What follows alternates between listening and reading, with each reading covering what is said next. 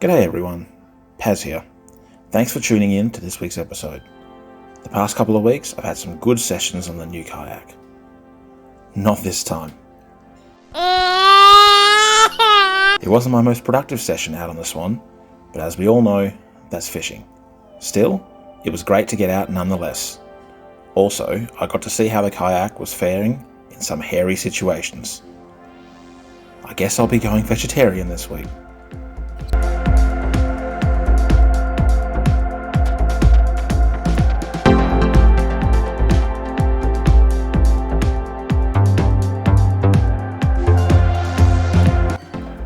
It's shaping up to be a busy weekend for me.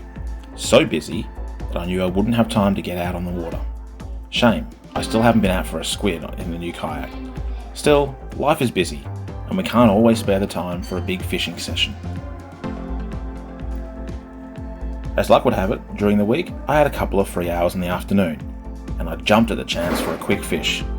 Conditions weren't the greatest, and I wasn't optimistic about my chances, but as the saying goes, the best time to fish is when you can fish.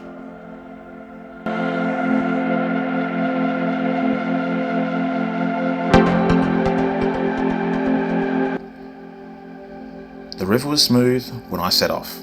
I did my usual thing of trolling 2 lures, hoping for a nibble. Nothing. I did notice there was a lot of weed in the water, and I had to stop several times to de-salad my lures.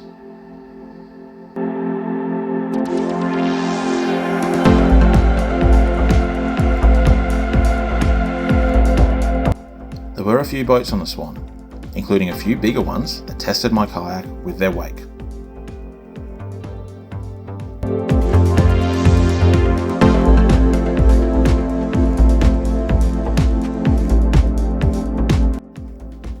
After about an hour of trolling, I began to start back. I was on a time limit. The sun was beginning to set, and besides, nothing was touching my lines anyway. While a bit disappointed, it was pretty much what I expected. However, what I didn't expect was the wind.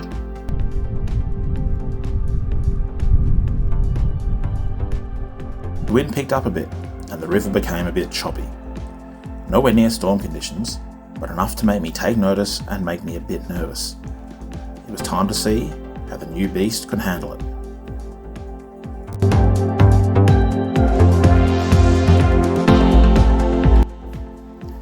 As the day began to fade, I switched on my kayak's lights.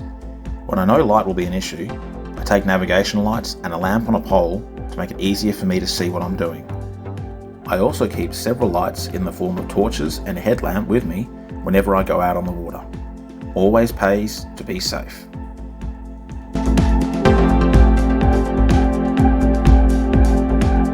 As the chop continued, the bow of the kayak kicked up a bit of spray. My old kayak would have run into a few problems with this. However, very little of it actually ended up in the kayak, which was great, seeing as my preference for this trip was to stay dry.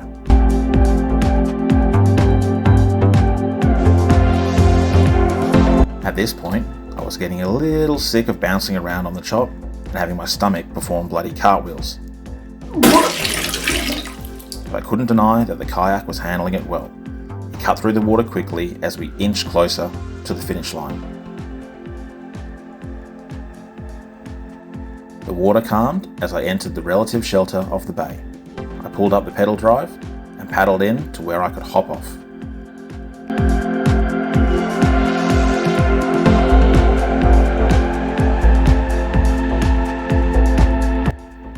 Well, that's it for an uneventful day on the water.